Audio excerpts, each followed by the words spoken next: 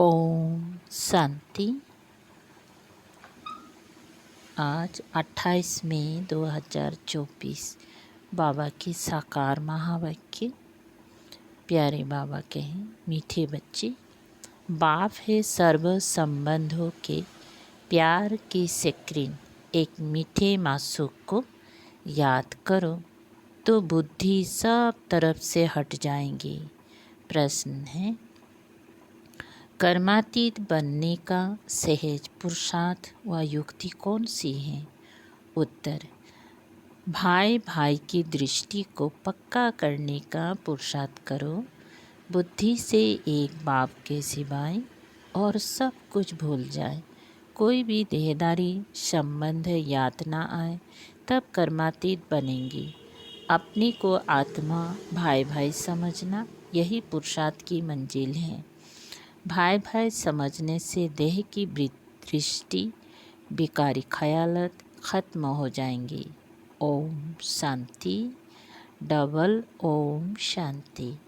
Double कैसे हैं? ये तो तुम बच्चों की ही बुद्धि में है। बाप भी बच्चों को ही बैठ समझाते हैं। पहले तो बाप का निश्चय होना चाहिए, क्योंकि यह बाप भी हैं, टीचर भी हैं, गुरु भी हैं। यूँ तो लौकिक रीति से अलग अलग होते हैं। टीचर जवानी में किया जाता है, गुरु 60 बरस की आयु के बाद करते हैं। ये तो जब आते हैं तीनों ही इकट्ठी सर्विस करते हैं। कहते हैं छोटे बड़े सब पढ़ सकते हैं, बच्चों की ब्रेन अच्छी फ्रेश होती है। ये तो बच्चे समझ गए, छोटे बड़े सब जीव की आत्मा जरूर हैं। आत्मा जीव में प्रवेश करती है। आत्मा और जीव में फर्क तो है ना। यहाँ तुम बच्चों को आत्मा और परमात्मा का ज्ञान दिया जाता है। आत्मा तो अविनाशी है, बाकी शरीर यहाँ भ्रष्टाचार से पैदा होता है। वहाँ तो भ्रष्टाचार का नाम ही नहीं होता।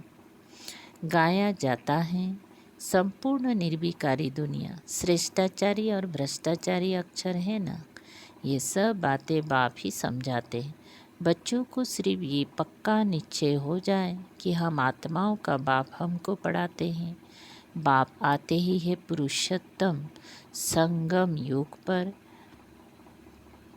तो इससे सिद्ध होता है कनिष्ठ से पुरुषोत्तम बनाते हैं। ये दुनिया ही कनिष्ठ तमो प्रधान है, इसको रौरव नरक कहा जाता है। अब हमको वापिस जाना है, इसलिए अपनी को आत्मा समझो।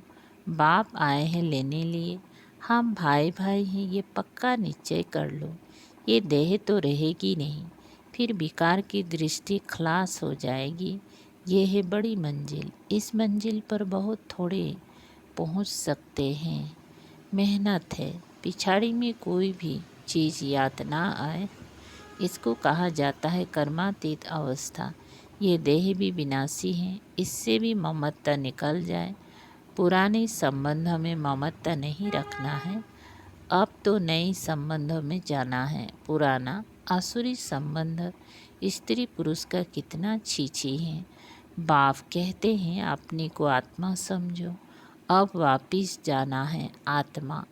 आत्मा समझते रहेंगे तो फिर शरीर का भान नहीं रहेगा, स्त्री पुरुष की कोशिश निकल जाएगी।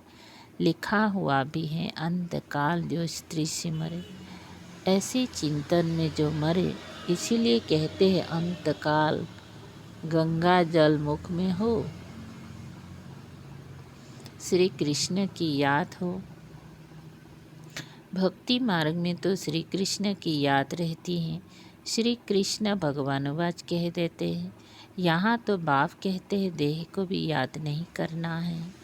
अपने को आत्मा समझो और सब तरफ से दिल हटाते जाओ। सभी संबंधों का प्यार एक में जैसे स्क्रीन हो जाता है।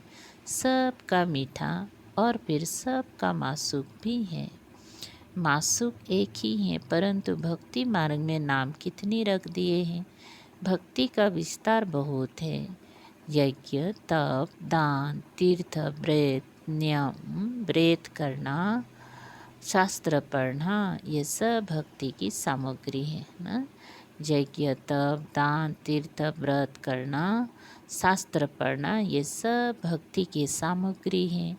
ज्ञान की सामग्री तो कुछ भी है नहीं।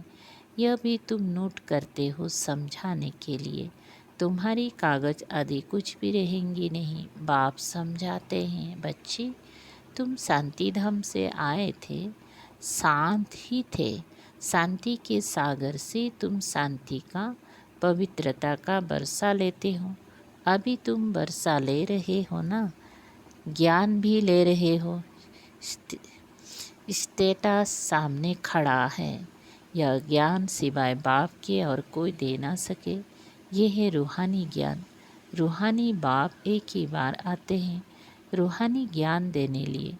उनको कहते भी हैं पतित पावन। सुबह को बच्चों को बैठ ड्रिल कराते हैं। वास्तव में इसको ड्रिल भी नहीं कहा जाए।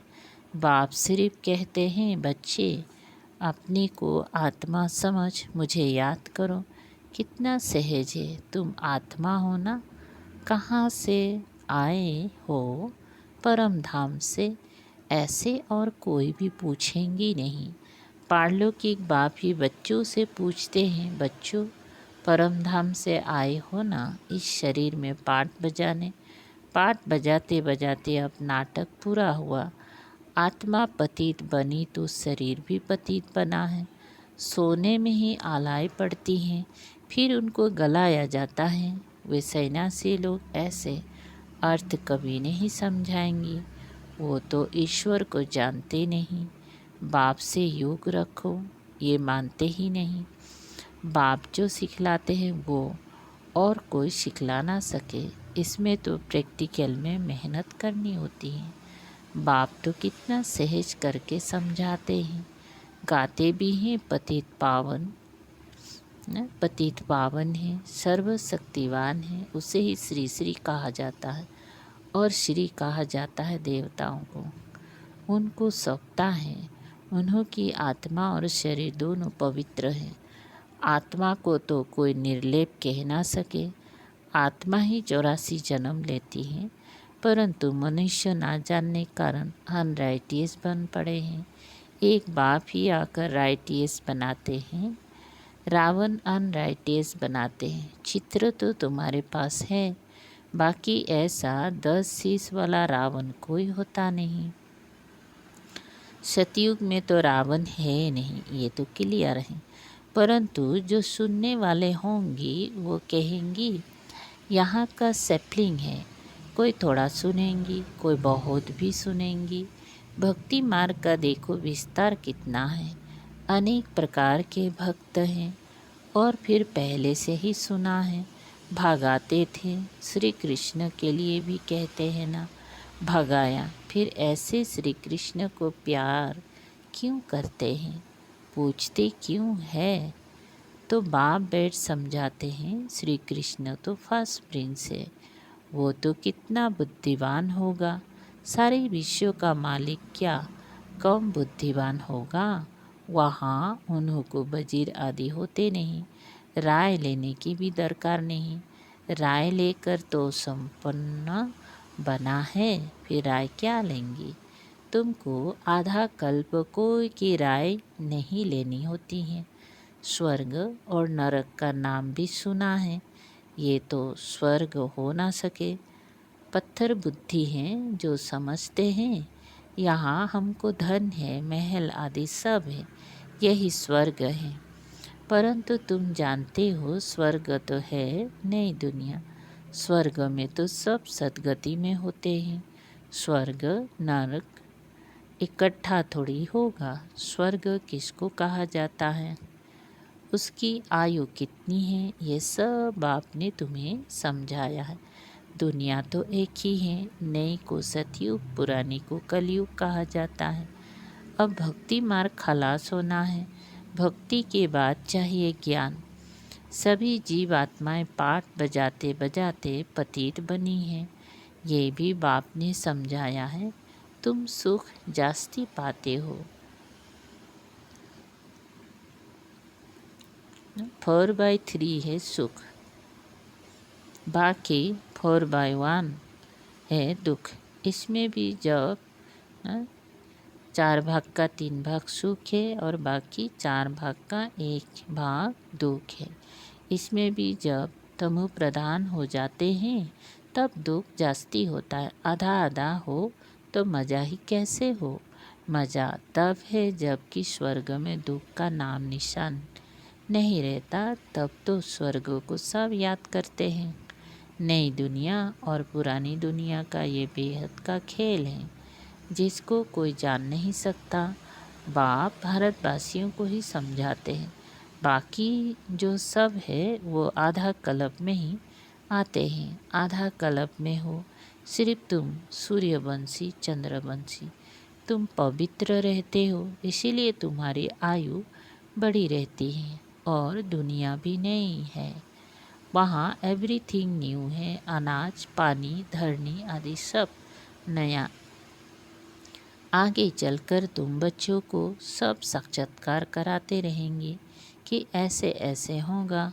शुरू में भी हुए फिर पिछाड़ी में भी होने चाहिए।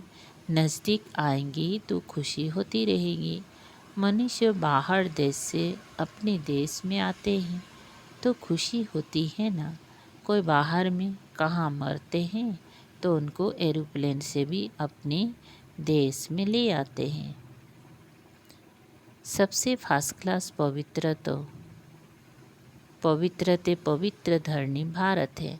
भारत की महिमा को तुम बच्चों के सिवाय और कोई जानते ही नहीं। वंडर ऑफ द वर्ल्ड है ना, उसका नाम है स्वर्ग। वो तो वंडर्स दिखाते हैं, वो है सब नरक के। कहाँ नरक के वंडर्स, कहाँ स्वर्ग के। रात दिन का फर्क है। नरक के वंडर्स भी बहुत मनुष्य देखने जाते हैं। नेचुरल ब्यूटी रहती है, मनुष्य बहुत थोड़े होते हैं। सुगंध आदि की भी दरकार नहीं रहती। हर एक को अपना अपना फर्स्ट क्लास बगीचा रहता है, फर्स्ट क्लास फूल होते हैं। वहाँ की तो हवा भी फर्स्ट क्लास होगी। गर्मी आदि कभी तंग नहीं करेगी, सदैव बाहरी मौसम रहेगा।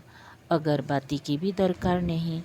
स्वर्ग का तो नाम सुनते ही मुख पानी होता है ना। स्वर्ग का नाम सुनते मुख में पानी होता है। स्वर्ग का तो तुम कहेंगी ऐसे स्वर्ग में तो झट पहुँचे क्योंकि तुम स्वर्ग को जानते हो। परंतु फिर दिल कहती है अभी तो हम बेहद के बाप के साथ हैं। बाप पढ़ाते हैं ऐसा चांस फिर थोड़े ही मिलेगा। यहाँ मनुष्य मनुष्य को पढ़ाते हैं, वहाँ देवताएं देवताओं को पढ़ाएंगी। यहाँ तो बाप पढ़ाते हैं, रात दिन का फ़र्क है। कितनी खुशी चाहिए ना, कितनी खुशी होनी चाहिए। 84 जन्म भी तुमने लिए हैं। तुम ही वर्ल्ड की हिस्ट्री ज्योग्राफी को जानते हो कि हमने तो अनेक बार यह राज्य लिया, फिर रावण राज्य में आए। अब बाप कहते हैं तुम एक जन्म पवित्र बनो तो 21 जन्म तुम पावन बन जाएंगे। क्यों नहीं बनेंगे, परंतु माया ऐसी है, भाई बहन की भी दाल नहीं गलती। कच्चे रह जाते हैं, दाल गले तब जब अपनी को आत्मा समझ, भाई भाई समझो, देह का भान निकल जाए। ये है मेहनत, सहज भी बहुत है। कोई को कहेंगे बहुत डिफ़िकल्ट है तो उनकी दिल हट जाएगी। इसीलिए इसका नाम ही है सहज याद। ज्ञान भी सहज है, 84 के चक्र को जानना है। पहले पहले बाप का परिचय देना है। बाप की याद से आत्मा की जंग उड़ जाएगी और पवित्र दुनिया का वर्षा पाएंगी। पहले बाप को याद करो। भारत का प्राचीन युग ही कहते हैं जिससे भारत को विश्व की बादशाही मिलती है। प्राचीन कितने बरस हुए तो लाखों बरस कहते हैं। तुम जानते हो 5,000 बरस की बात है। वही राजयोग फिर से बाप सिखला रहे हैं। इसमें मूझने की दरकार ही नहीं। पूछा जाता है तुम आत्माओं का निवास स्थान कहाँ है, तो कहेंगे हमारा निवास स्थान भ्रुकुटी है। तो आत्मा को ही देखना पड़े। ये ज्ञान तुमको अभी मिलता है, फिर वहाँ ज्ञान की दरकार ही नहीं रहेगी। मुक्ति, जीवन मुक्ति को पा लिया खलास। मुक्ति वाले भी अपनी समय पर जीवन मुक्ति में आकर सुख पाएंगे।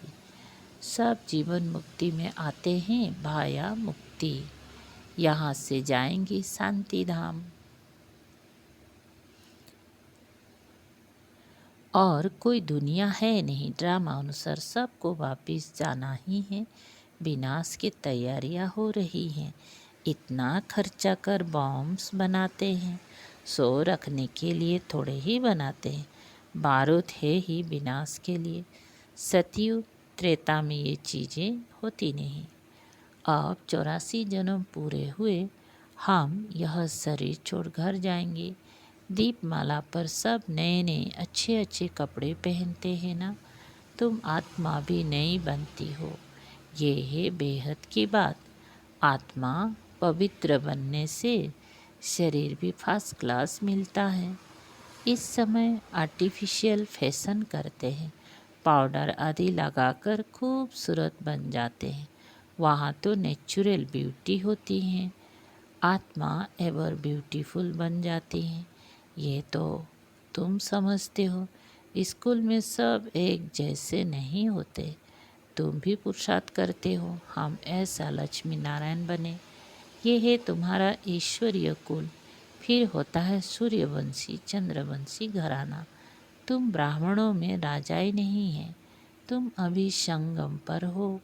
कलयुग में अब राजाएं है नहीं। भल कोई राजाएं रह भी जाती, नील तो कभी होती नहीं। अब तुम ये बनने लिए पुरुषार्थ कर रहे हो। देखेंगी हम आत्माएं भाई भाई हैं और वो है बाप। बाप कहते हैं एक दो को भाई भाई देखो। तीसरा नेत्र ज्ञान का तो मिला है। तुम आत्मा कहाँ निवास करती हो। आत्मा भाई पूछता है आत्मा कहाँ रहती है, तो कहते हैं यहाँ भ्रुकुटी में। ये तो कॉमन बात है। एक बाप के सिवाय कुछ भी याद ना आए पिछाड़ी में, तो शरीर भी ऐसे बाप की याद में छूटे। यह प्रैक्टिस पक्की करनी है। अच्छा, मीठे मीठे सिकल दे बच्चों प्रति माता पिता बाप दादा का याद प्यार और गुड मॉर्निंग। रूहानी बाप की रूहानी बच्चों को नमस्ते। हम रूहानी बच्चों की रूहानी बाप दादा को याद प्यार गुड मॉर्निंग और नमस्ते नमस्ते। शुक्रिया बाबा, थैंक यू बाबा। सार है एक, सतयुग में फर्स्ट क्लास सुंदर शरीर प्राप्त करने के लिए अभी आत्मा को पावन बनाना है। कट उतार देनी है। आर्टिफिशियल फैशन नहीं करना है। 2, एवर पवित्र बनने के लिए प्रैक्टिस करनी है कि एक बाप के सिवाय कुछ भी याद ना आए। ये देह भी भूली हुई हो। भाई भाई की दृष्टि नेचुरल पक्की हो। वरदान, शुभ भावना शुभ कामना के सहयोग से आत्माओं को परिवर्तन करने वाले सफलता संपन्न भव।